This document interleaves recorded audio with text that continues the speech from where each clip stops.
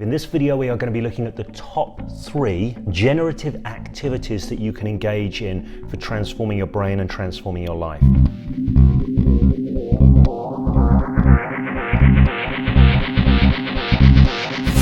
Hey guys, how's it going? This is James Tripp with a video for James Tripp Chaos Wave. In this video, we are going to be looking at the top 3, or at least a top 3, of generative activities that you can engage in for transforming your brain and transforming your life, for developing useful neuroplastic adaptations. Now, I'm making this video because on the last video I put out, which was on PTSD and mental health and brain injury versus brain adaptation, I got a question, great question from Andy Spraungel. I'm not sure if I'm pronouncing your name right, Andy, so forgive me if I'm not.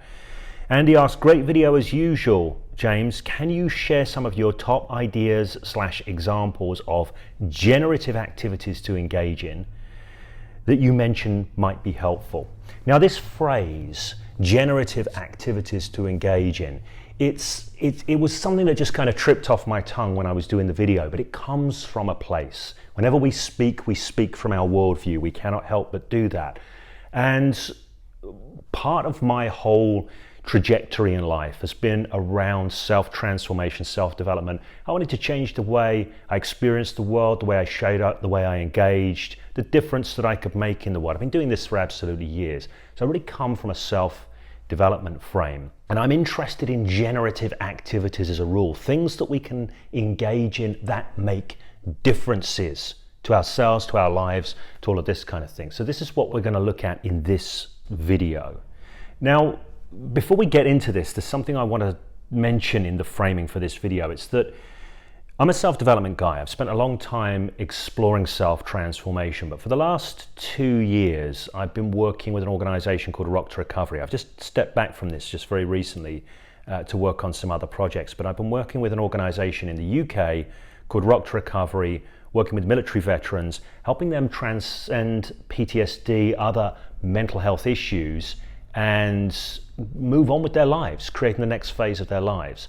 So whilst Rock to Recovery UK is a coaching-based, not a therapy-based organization, a lot of the framework that people come in through is mental health frameworks, mental health terminology, mental health understandings. And there's something I want to point out about this. I am not a mental health guy.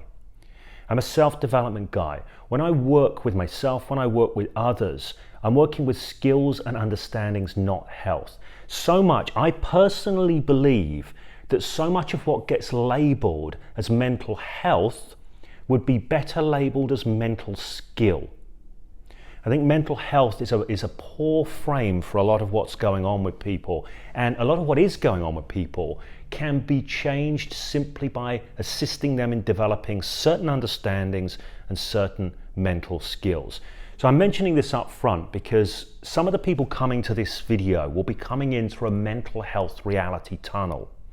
And what they won't be recognizing is that way of thinking about things, which when you're inside of it really seems true, is not really true. It's just a way of thinking about things. And whenever we're caught in any reality tunnel, it's that which ends up dictating what we see as options available to us. So the first shift I would recommend anybody engage in here is, if you want to change your experience, if you want to change yourself, if you want to change what's going on in your mind, which is generating your experience, recognize that you live your life through mental activities which are shaped by your mental skills. You may not think that the way you think is a set of skills, but it is, and you learned it at some point. It's just you learned it so long ago you forgot you did. It's become an embodied set of skills, but it's a set of skills nonetheless, underpinned by a set of understandings.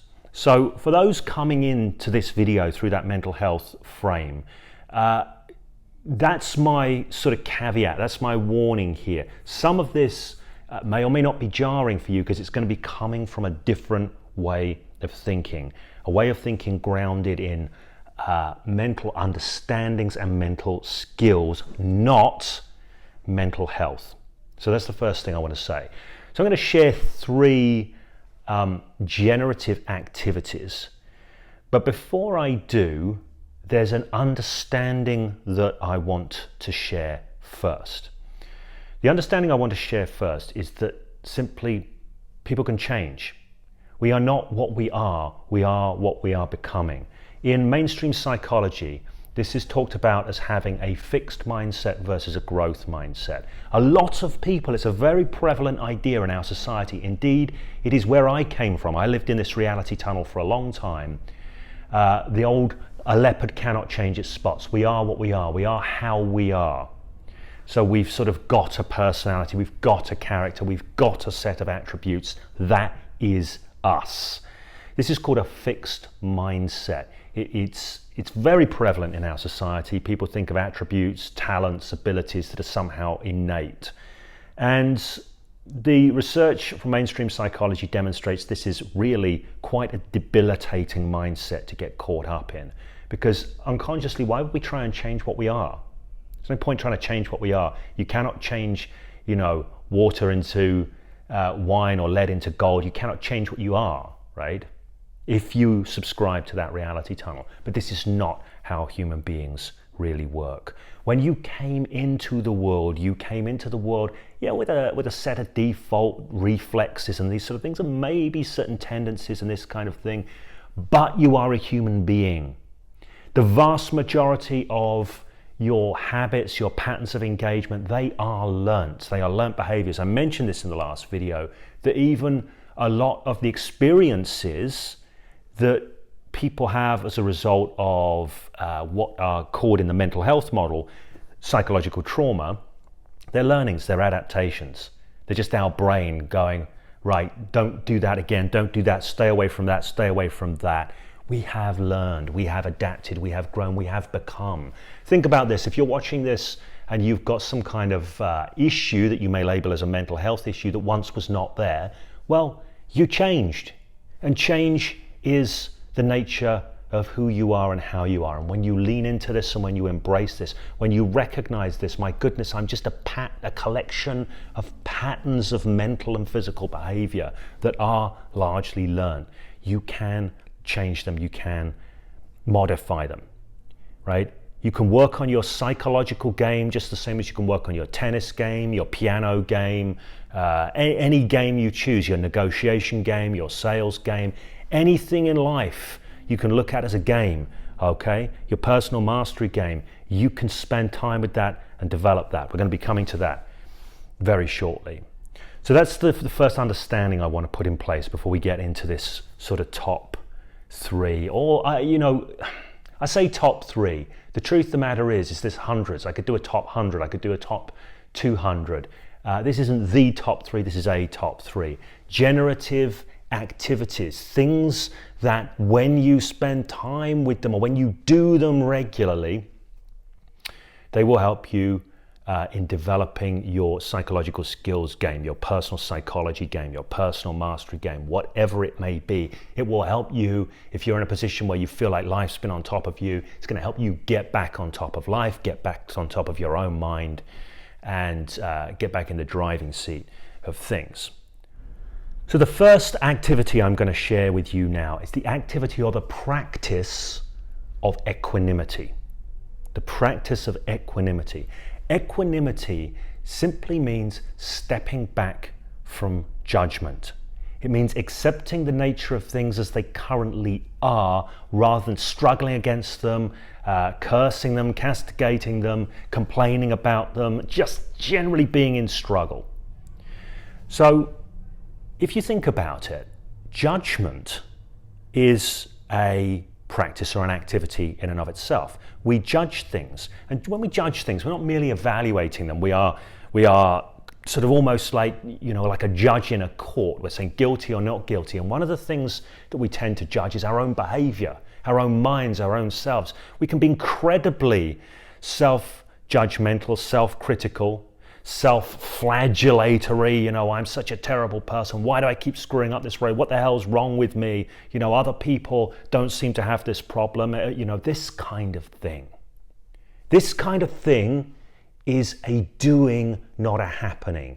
Okay, it may be a habit. It may be so entrenched you don't even realize you're doing it, and it seems like it's happening. When people go, well, what do I do about my self-critical voice? Recognize there's no value in self-criticism. That's a good start. So we want to stop doing this. Why would people do it? Why would people judge themselves harshly? Why would people criticize themselves? Why would people give themselves a good kicking?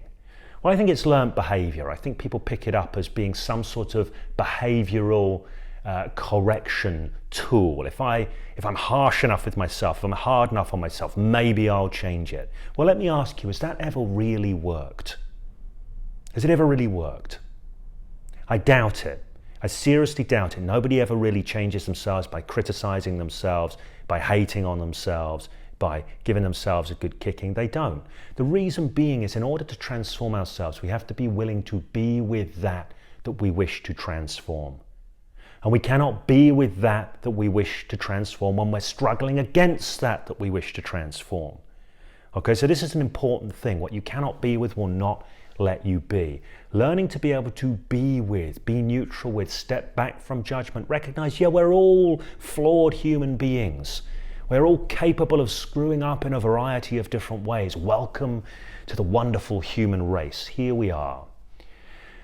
But if we want to transform that, and we can transform that, it's essential that we stop struggling against it.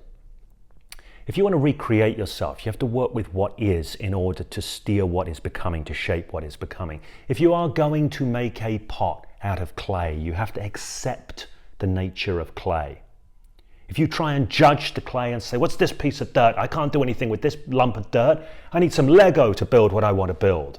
Right? While you're arguing, while you're struggling with it, while you're not accepting the nature of it as it is, which is what needs to happen for you to transform it and to work with it, while you're not doing that, you can't do anything. You're just caught up in struggle. This is why developing a practice, a habit of equanimity is a profoundly powerful thing, and I would argue an absolutely essential thing for self-transformation.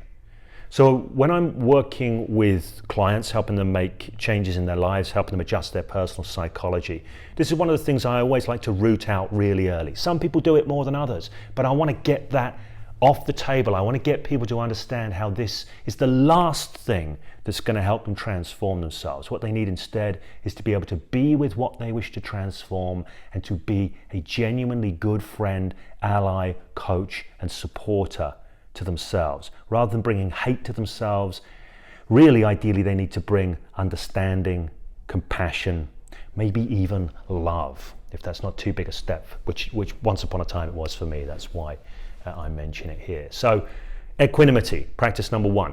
Practice number two I'm going to share with you here is carving out time to explore, carving out time to engage in the work. If you look at your mental skills game like any other game, so like a tennis game, like a golf game, like a negotiation game, like a public speaking game, anything in life can be rendered up as a game. Time spent with developing that game is the only way to develop that game, to develop your skill with that game, putting the time in, carving out the time. Now, a lot of people struggle and argue with themselves, judging rather than equanimity, and going, what the hell's wrong with me? But they put no real time into exploring different ways of thinking, different approaches, doing different things. You know, there's an infinite number of activities that you can engage in. There are many therapeutic approaches, coaching approaches, self-development approaches. If you put sincere time in with those, exploring what you can get from them with an attitude of I want to get something from this, I'm going to hang in the game here, then you start to develop. Okay? If I want to develop my piano playing, what do I need to do? I need to spend time at the keyboard. I need to spend time developing, exploring, deepening my understanding of music, time spent with. That is a generative activity. And it is time spent with knowing what you're doing, that you are engaged in exploring the new, the different, transforming things. Not time spent with kicking yourself, saying what's wrong with me, or struggling, or any of these sorts of things. Is shifting away from that, knowing that you can spend time with difference, deliberate, conscious difference. This will make a huge difference to you ultimately. Invest in spending time with. So I want to add a little bit in here because I'm aware some people might be watching this saying, time spent with what? Spending time with what specifically? That there is a myriad of choices available to you there, from NLP, the work of Byron Katie, Buddhism, Taoism, Stoicism, all manner of transformative approaches and philosophies that you could utilize, you could make use of, that go way beyond the scope of this video, although I may talk about them elsewhere on the channel. So when you're looking at anything, developing any game in life, time spent with, there's going to be a lot of people out there that have resources for you, options for you that you can explore with.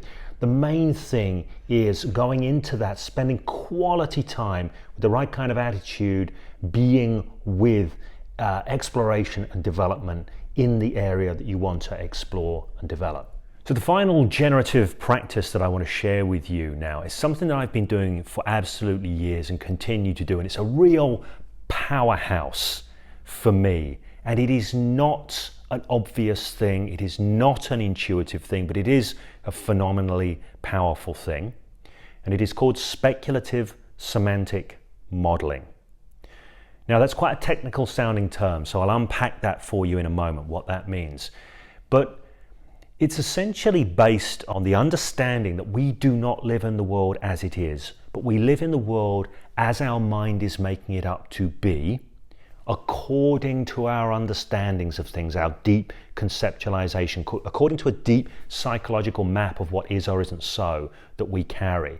Now, most of us mistake the map of the world that we carry for being the world itself. And we don't recognize that other people see the world in radically different ways. They make radically different sense of the world from the sense that we make. Indeed, everybody out there lives in their own separate reality, their own separate reality tunnel, their own separate set of sense makings. Of course, there's enough overlap that we can communicate with each other generally, but communication breakdowns are also very common too, simply because this is true. We all live in a very different set of deeply held understandings, cherished truths about reality. Now, most people, they keep themselves frozen the same by arguing tooth and nail for their deeply held, cherished beliefs about what is or isn't so. But your deeply held, cherished beliefs about what is or isn't so are exactly what keeps you fixed in your current set of experiences and responses. So, principle of separate realities. Semantic in speculative semantic modeling refers to meaning, the meanings people make. We are meaning makers. You are making meaning about what I'm saying. Some people are going to watch this video and go, James, that's absolutely fantastic, it blew my mind. Some people are going to watch this video and say, James, what the hell are you talking about? Have you lost it? So different people will make different sense of what I'm saying right now. So what I'm going to advocate here as a practice is get interested, get deeply curious about sense making. How do other people make sense of things? Now, if you see somebody who's a lot more in the driving seat of life, you could assume, well, it's because they got better circumstances than me. And I'm not saying that circumstances don't make a difference, but do not confuse your circumstances for your state of mind and your attitude and all of this, because different people carry different attitudes, ways of being in the world, and that is built semantically out of meanings, the meanings they make. So, speculative semantic modeling. Speculation means getting into thinking, what must this person be thinking? How must they be making sense? What must be true for them in order for them to be behaving this way? Right? Because if you want to learn from other people's behaviors, you want to get into that which drives their behaviors, the deep meanings they're making. Now, you can't know this exactly, hence speculative semantic modeling. But if you start to get deeply curious about different ways of making sense in the world, and then do something additional which is profoundly powerful, which is start to explore, spend time with, as we've already discussed, living in that sense yourself. Living in that sense yourself. In order to do this, you have to have transcended what I call the truth trap, by the way. You have to understand that the way you think about things is not the way they are, it is simply the way you think about things. Once you get that whatever you think about something is not true, it's just a way of thinking about things which may be more or less useful, you can start being flexible instead of being beholden to cherished truths. You can step back from them and start playing with them. Now this, I'm aware, is a much more technical thing. People with NLP training, this kind of thing, maybe certain other philosophical schools, they will have more of a sense of what I'm talking about here. If you're completely new to this, this is probably like, what the absolute funk, because it's out there. When I first encountered this idea, this concept, it blew my mind.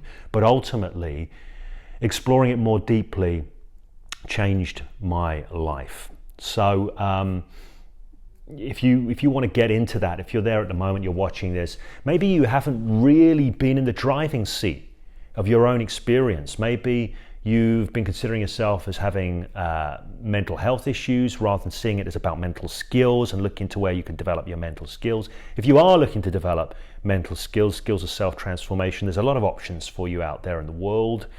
You could start off learning NLP, you could start off doing the Werner Erhard stuff, you could do 3 principles, look at Byron Katie's work, there are Buddhism, Taoism, there's infinite number of sources for self-development material once you start looking at this in terms of a set of skills.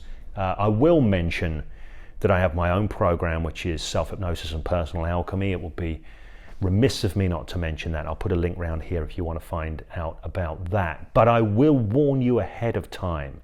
If you're thinking of engaging with my program, Self-Hypnosis and Personal Alchemy, or anyone else's program, do so with an attitude of ownership. Do not think that any of these things are going to do something for you.